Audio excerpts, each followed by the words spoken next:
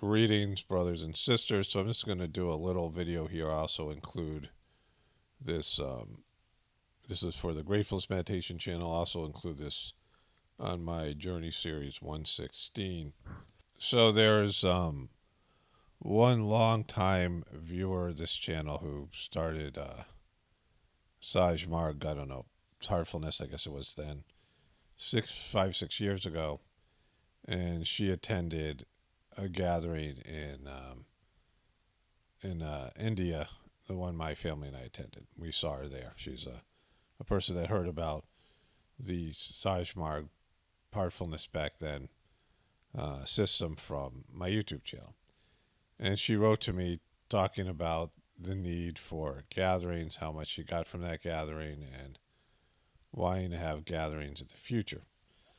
She had a few different ideas and proposals on how to make that happen, including going to her, her land that she had, which is in a far away, one of the hardest states to get to.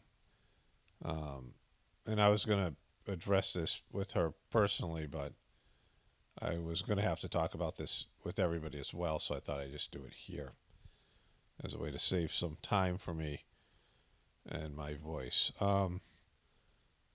So in terms of gatherings, I think they're a necessary part and, a very important part of the Sajmarg system. And what we're doing is Gratefullness is just a continuation of Sajmarg. I've thought about them for a while. My wife and I were talking about this after she sent me the email. This woman sent me the email. But I don't really know how to make them happen. I personally am, at this point, unwilling to travel. And, the way that I would attend gatherings before, the Molina Ashram had nothing, really. They had a building that was not a nice building. And I love the Molina Ashram, and I love going to gatherings there, and I look forward to it. But they didn't have really any sort of accommodations. The building was not great. There was mold in the building. They had these big rooms you could sleep in. People would be snoring, and the airflow wouldn't move, and the rooms themselves were not great. And when they had big gatherings with Master Chargy, they would have people who were older. Those rooms were spoken for. So you had the option of going to a hotel or sleeping in the big tent, one of the big tents, or then, bringing a personal tent. And they had foamies, like foam mattresses, that you could sleep on, and they were all right, but, they were, my hips would hurt in the morning kind of thing. My days of camping are over. I just, I can't imagine doing that, and especially in the context of a gathering. And, I would have more responsibilities than I used to have. And so the other gatherings, there would be places you could go. They would have them at hotels, or they would have an ashram that didn't have places to sleep, so you'd have to stay at a hotel. So the gatherings that were at hotels and conference rooms, it just wasn't as good as the ashram gatherings. There were gatherings at people's houses, and then you'd have to stay somewhere. And so there's, all these accommodations and things that people have to think about. And really, it's not what I do. I'm not somebody who's like an event planner. I'm like the opposite of an event planner. There's, a couple of problems. Like, there's ways that I could have some sort of gathering at my farm. We have acreage. We have a barn. We could get some porta potties. And, my house just isn't big enough. It doesn't have really any way to really accommodate people in it. It's not we don't have a large living room or, places for people to sit, to meditate. And, it's very limited. And the thing about gatherings are there's a lot of downtime. There's the 3 sittings, and then there's what you do in between the sittings. And when you go to the ashram, there was a snack bar. And when you went to the ashram in India, there's people that you would meet from all around the world. And you would talk about Sajmarg or maybe some other things, but it was mostly social. a social kind of situation. And you could do volunteer work at the ashram in Molina, and you would see people that you met there the previous year, and then each year you would build friendships, and you would see people like twice a year, people who shared something you really loved in Saj Marg, and you would talk to them. And then there was these talks that went on where people would give talks in the Big Ten, and that was about it. They had some maybe other programs, but when you weren't doing the meditation, there was a lot of downtime, and you had to. In the Molina, you would do volunteer jobs and things, but that's one of the issues. Like, what do people do when there isn't sittings, and we don't really have an ashram, and there isn't very many people, right? And the expectation would be that I would somehow entertain everybody, and that's a bad expectation. Like, it just would be there without people knowing it. Like, I would have to somehow carry the, whatever's going on socially, and I'm just not into that, and I don't do well in that kind of environment where I'm, like always was sort of the outsider. When I started, when I do anything, I'm always sort of on the periphery. I'm the outsider. I'm not the center of the, if I go to a party, I go to whatever it is. I am like, basically a rumor there. Like, I'm not there to be noticed, or people aren't going to know I'm there. I'm not the center of the activity. That's back when I went to things like that.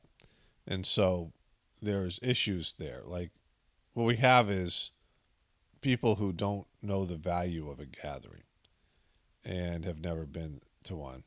When you come into an organization, you've been trained to go to events where you're a customer, right? And there's accommodations for you as a customer. Like, if you travel somewhere and you feel like, if you go to a trip to some place or another, or you go through I don't know, like whatever, stay at the hotel, like the hotel's there, and if you go on some sort of, like, I don't know, cruise or something, I don't know what it would be. Wherever you're traveling on your vacation, there's an expectation that you're a wanted customer, and that they're going to take care of you, and they're going to make sure you're feeling good and you're having a good time, and you'll come back again, right? And when you don't, it's your vacation time, your vacation money, and your whole life you're living into. You have a slave job, or you're whatever. You go through your own personal hell as selling your time for money, and then you have all your other stressors and daily life and getting the kids to school, whatever. You're miserable. The misery of American life is, right. And then you have your free time. You have your vacation time. And when you go to one of these gatherings, the kind of expectation is like a vacation. You're taking your vacation time. You're taking your money to travel somewhere. And you expect that you're going to have some kind of a vacation-like experience. And gatherings are not vacations. In fact, they're almost the opposite. Like, you usually have worse living circumstances than you do when you're at home. Like, the accommodations at an ashram are not as good as they are at your house, like, and not as good as they are at a hotel. And there isn't a lot of material entertainment that goes with a gathering. And on top of that, you often are going to get sick, or you're going to go through some kind of emotional issues in the travel. And like getting sick when you're traveling, you're in India or someplace like that, and you're not in a comfortable place to sleep it off and feel good or whatever. And so, it's something where there is some negativity on a physical level. Babji used to say, minimum physical comforts, maximum spiritual benefit. And people went to his house in Shah Jahanpur. It was, the whole area was dirty, like there's just dust and dirt there. Like, one guy, there was a Canadian preceptor who said, one day Babaji built this building for foreigners, for people from overseas. And it was not a nice building by American, Canadian, European standards. But Babaji was very proud of it because it was, but it was just, a poor village in India. And the dust would blow, and the windows were open, and there was always, like, it was not clean. Like it was, like a open, like if you had an open building with no windows, imagine like what it would be like in a place where there's a lot of, there's areas in India where they don't have a lot of rain and they just have open fields for crops and things, where dust blows and things like this, right? Topsoil or whatever. And he said one day we decided to clean it, him and some other people from whatever countries. And he said we cleaned it and made it as nice as we could. And then a half hour later, there was a strong wind and it was covered in dirt again. Like it was just, and there was no bathrooms like we consider bathrooms. Like there was just, in India, they have these holes in the ground. They don't have Western toilets, and, back then especially. And, they don't have showers like we have in facilities. And they're concrete and they're, I mean, they're just not nice. They're nothing like we consider, and you have to walk to the bathrooms. They're not like there, in your room or whatever it is, like in the like a hotel type of thing situation. There's a woman, Mrs. B, who was she had a lot of fear and a lot of maybe a heavy situation, grossness, and she traveled with her husband to go to India for the first time, and she was in shock value, like going back to Babaji's Shah Jahanpur. It's a rural area. There's lots of what they call dacoits, which are thieves there. Just not a nice place, like kind of a horrible place in northern India. And when you go on these trains, it's a real trip. Like it's third world stuff, and you go through areas, and there people came on like there was these beggars that would walk through. The first time I went on a train, there's these beggars, and I had like a aisle seat, and this beggar would come by, and it was they would break a kid's arm and maim the kid so he could beg. They would maim people purposely. And so a kid came down with with some kind of a maimed hand, and then another beggar came through, who was even worse. Um, there was, and I looked up, and there was a guy who was like the beggar pimp, who was sending these guys through the passenger train begging for money. And you'd be going, looking out to your train window, and there'd be, people pooping in the streets, and I mean, just in the fields, and I mean, like it'd be the morning, and it's a different experience, is what I'm saying.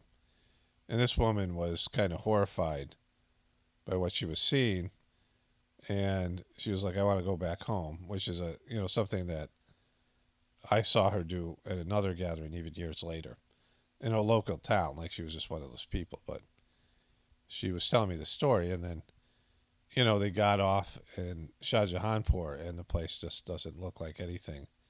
India's like that in general, but this place particularly that resembles Western life. And she got off and walked into they got to Babaji's. They got off the train.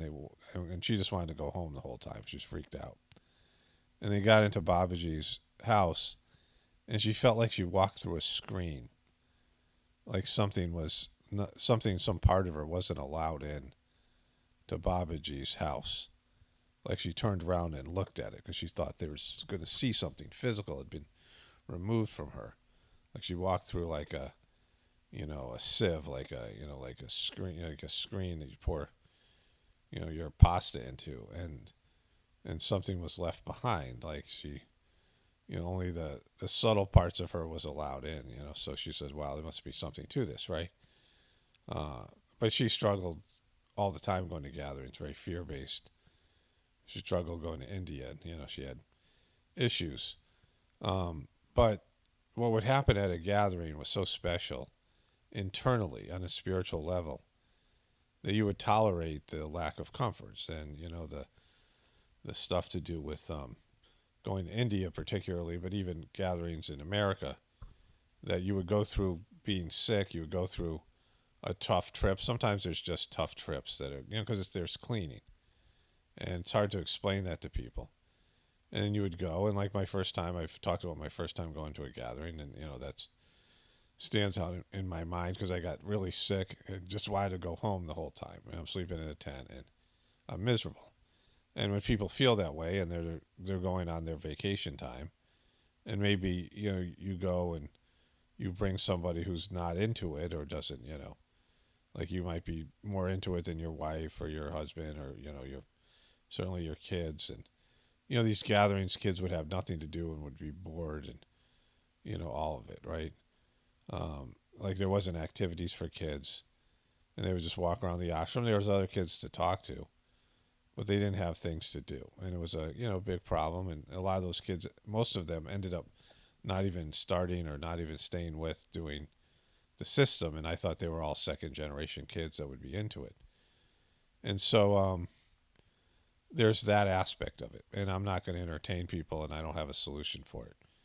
I don't know what to do with the downtime if people came to these gatherings, and also the expectations people have, and whatever expectations they would have for meeting me or these things. I mean, it's going to disappoint them, right? Like, and it's like when you're a parent. When you become a parent, you start realizing stuff about your own parents, like the stuff they did for you that you take for granted. Like, parents just cook food and do everything, and you just expect them to do all that work and pay for everything and, do all the things that parents do. And you ever think about it when you're a kid. You just, once in a while, you might have like, oh, I appreciate that. Or you realize all the things that your parents do for you. In other countries, it's stressed and talked about. But in America, you just feel entitled. Americans are entitled. And the idea would be that gratefulness is somehow my thing. And, you're doing me a favor by coming to a gathering. And it's my job to make sure you have a good time. Like, that's just the way that we think about our free time. And, you travel so far and you spend so much money to travel, and you're not having a good time, or you're going through cleaning, and, and it's somehow my responsibility to make that go away, right? Like, I'm the concierge, and I'm not. Like, that's the opposite of what I would do, right? I'm not the host of a party. You're not doing me a favor by coming.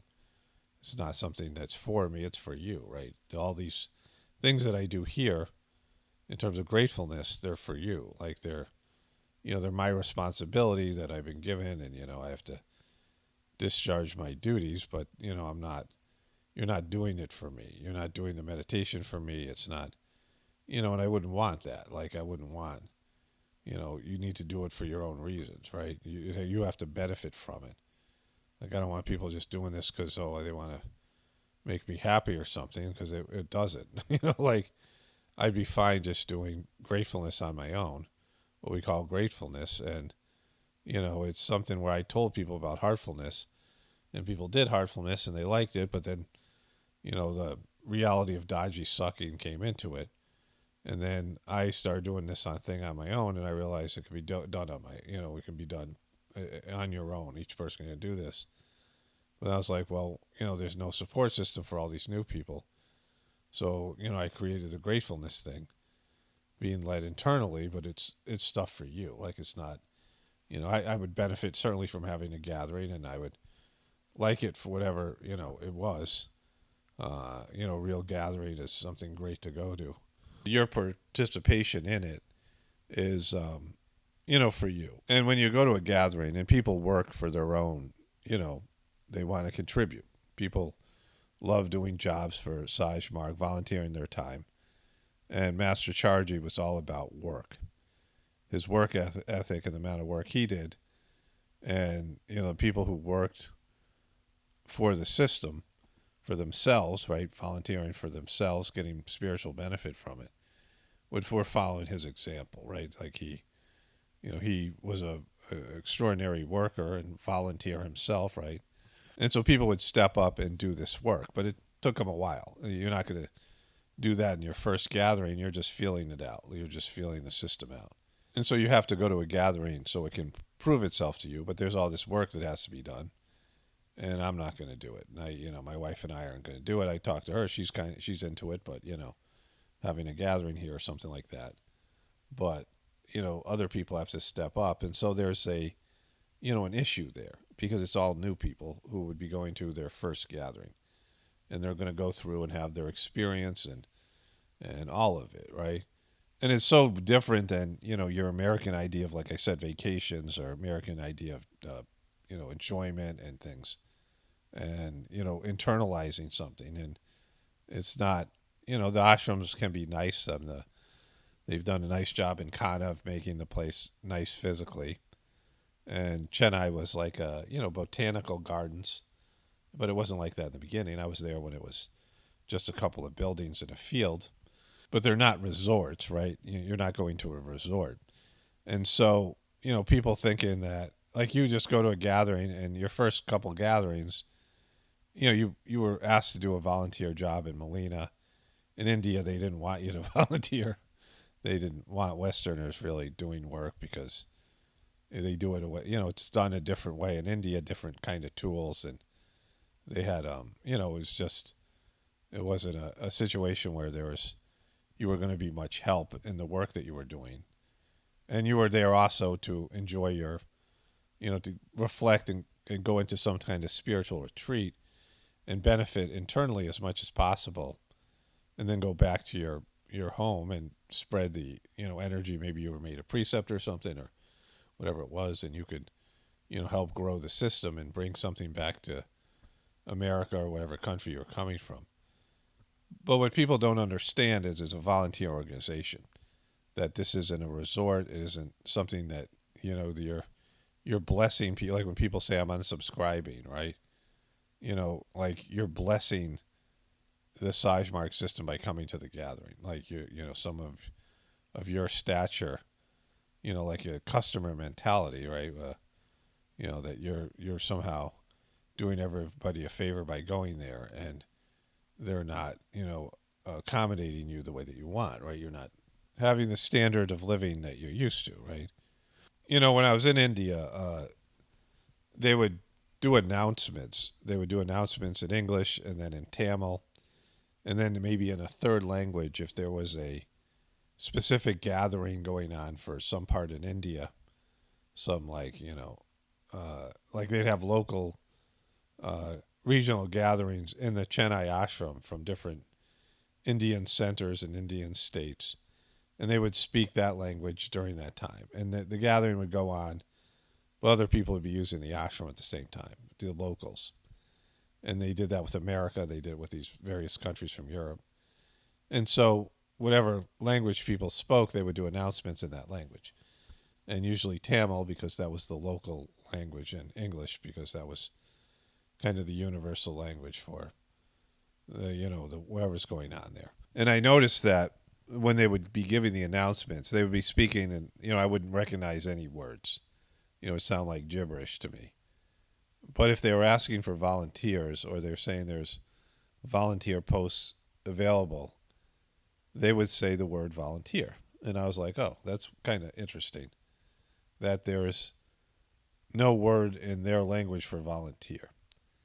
And I thought about this quite a bit, because volunteer is a very American Western concept, because we work for money.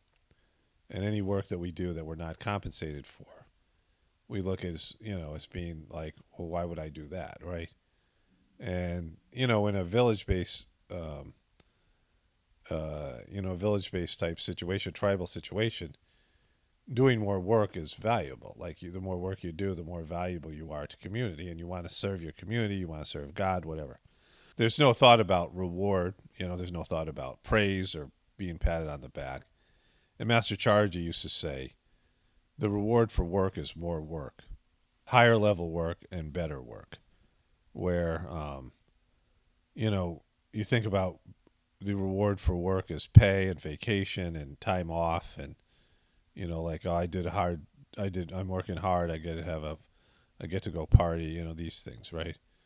I'm working hard now. I get my free time, and so you think about work being, the reward for work is the money and the things you can buy with it, and also the time off that you have, and the vacations. Like, that's how we view work. Like, if you work is something unpleasant you get to, and you pay for your free time and your lifestyle with that unpleasant thing that you do. But in the Sajmark system, the reward for work is that you get more work. You did a good job, good. Here, I'll give you more responsibility, and you're doing that to work off your your spiritual debts and these things, and connect to God on a deeper level. And Master Chargy was the ultimate example of that, where he came in and started to just take on responsibilities that Babaji couldn't do and wasn't good at.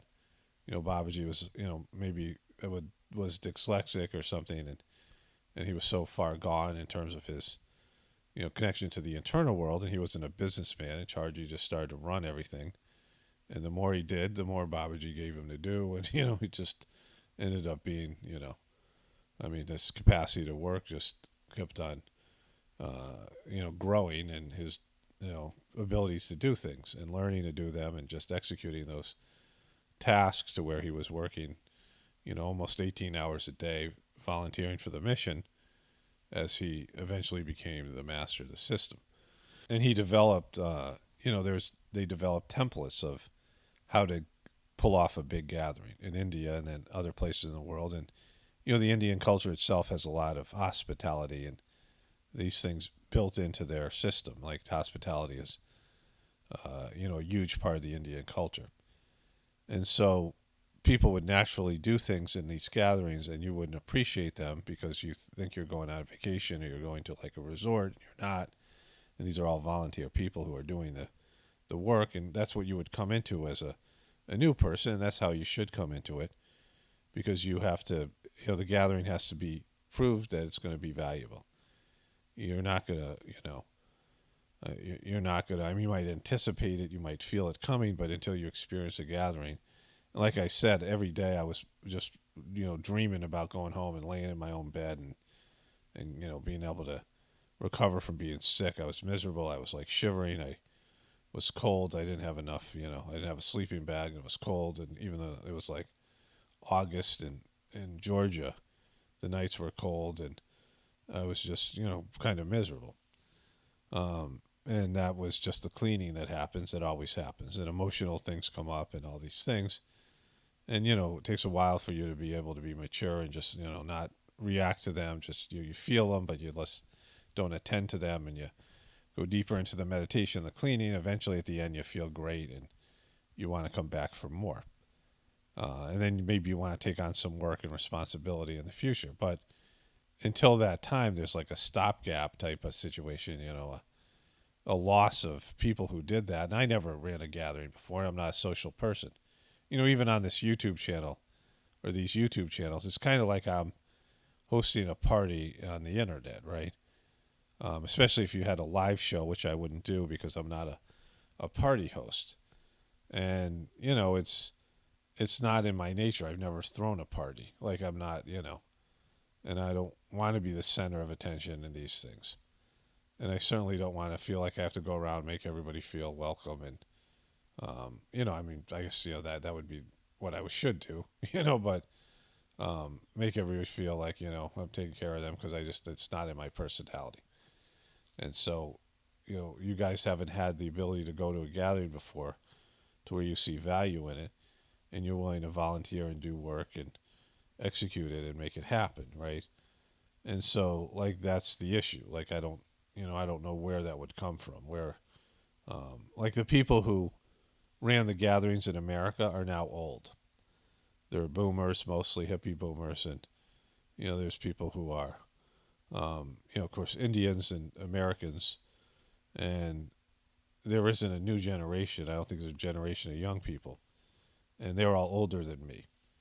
And, they're not going to do gratefulness with us. I mean, there's no, and I don't really want them here for whatever my personal reasons are. They're welcome to come and do whatever's going on here. But, they should, a lot of them are preceptors and they should be figuring this thing out for themselves and, the post-Dodgy world. And, I don't know how many people are going to actually leave. They'll just fade away. They'll quit, but they won't continue this on without the benefit of the Sajmark system. So I don't even know what's going to happen with all those people, but it's a loss of knowledge and experience of running these gatherings. And there's lots of things that go into them.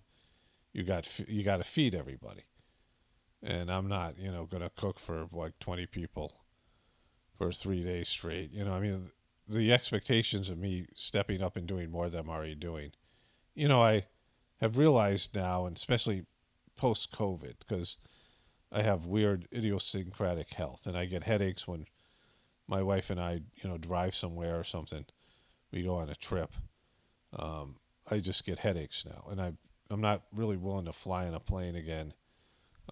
Given everything, there's talk about another lockdown and masks and all that stuff coming back around this fall and all of it, right?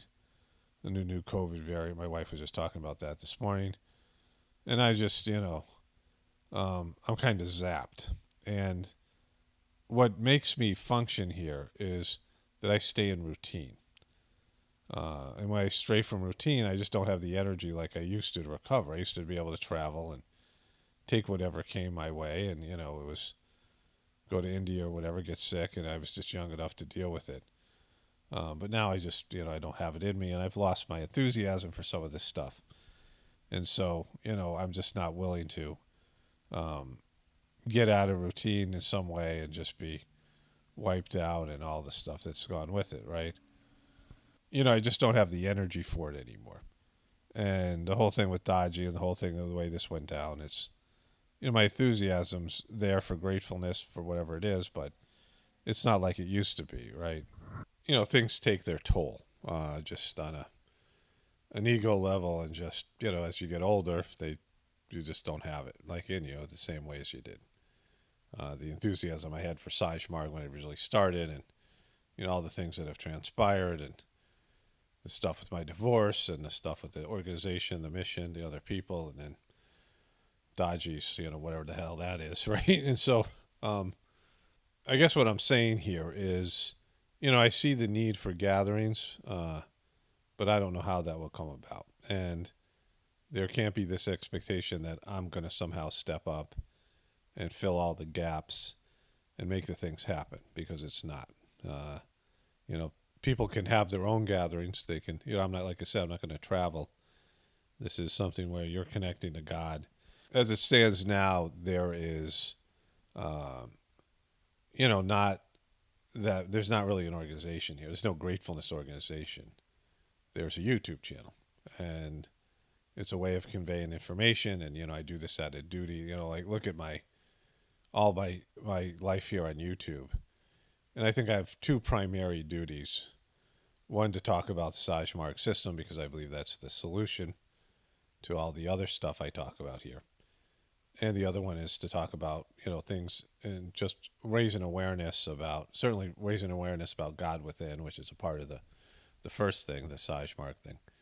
But the second thing is raising awareness that things are going south, and, we all have to prepare for this inevitability of the collapse of our system, or the reduction of our lifestyle, or whatever. That things are going to change, and our life circumstances, and everything goes with it, is going to change. All the stuff that we've been indoctrinated into, and what we believe is and we're entitled to, is going to be taken away in some degree or another. And so those are my two primary duties here, like in terms of why I think I have a microphone in front of me. What God wants me to do, and I'm good at this, but I'm not good at being a social planner, someone who, and like I said, I'm not going to cook for everybody. I'm not going to entertain everybody. I'm not going to do these things. It's not. I don't have it in me. I don't have the energy for it, and I can't summon up something I don't have, and I don't want to end up feeling resentful, or I'm just not going to make the mistakes of what people did in the past. So if gatherings are going to happen, other people are going to have to step up, and I don't see that happening, because people who haven't experienced a gathering, or just are putting a toe in the water of Sajmark or gratefulness, and trying to experience it, and make a decision about it, their commitment to it and their enthusiasm for it are they're just not there. And so as far as I'm concerned, I put the idea out there, I've communicated this, and if people want to step up and want to experience a gathering, they're going to have to do it. Like, they're going to have to arrange for work and coordinate volunteers, and coordinate the meals. And it would have to be, if there was a gathering that was going to take place at our farm here, it would have to be people stay at hotels, and then we could rent a tent or something, a big tent. We have a field. Babaji's birthday probably out of the question, because we have flooding in the spring in the field by our barn. And probably the only one would be Master Chargie's birthday in July and be hot, and there would be no air conditioning, and people would have to figure out what to do during their downtime. We could clear out room in our barn, but I don't even know if we could do that by next year. I mean, I don't know what's going to happen. But if there was an initiative and people were doing this on their own and organizing it, and again, it doesn't have to include me. Like, you guys could have your own gatherings without me. Like, so I'm not upset by that. My feelings wouldn't be hurt. I'd be, happy for you to do that, right? And then people could get the experiences of coming together and benefiting spiritually, and then seeing the benefit of these gatherings and getting their own enthusiasm to do more work and to make these things happen. So, I'm all for it, but, I'm aware of my own limitations and what I'm willing to contribute, and it's minimal. It's not minimal. It's like what I can do. And if we had a gathering here, people would have to sign some sort of a waiver, and things would have to be organized, and there just can't be people showing up and anybody who wants to, and there have to be some communication ahead of time, and some, I don't want to say screening, but people would have to understand the kind of what the situation would be, that they're not coming to a resort or vacation, and I'm not, it's not a, like a, some kind of cameo thing. Your time with me, like it's like, time with Paulie or something. Like, it's not, I'm not a social person, and I probably would be just somewhat stressed out and uncomfortable. Right? It's not like, it would be an extension of these videos where I can relax and I'm just here by myself, and I can be in a good space and communicate things in a way that I wouldn't be able to do in a social situation. And so that's my feelings about gatherings, and if gatherings are going to happen, it's going to have to come from other people. Like, everyone's going to have to pitch in and make them happen. And if there's no interest in it, then it's fine. People would have to step up beforehand. I'm not going to get something going and just hope that people step up, and then when they don't, all of it falls on me to make it happen. That's I just I'm not falling for that. That kind of that magical thinking, that if people want these things, they're going to have to work for them and contribute, and do whatever they can do to make these things a reality. Anyways, so again, those are just my thoughts. Only spirituality will save this world. It's Paul Romano, definite point for the Apocalaughs and the Ascension. Everyone have a blessed day and be grateful.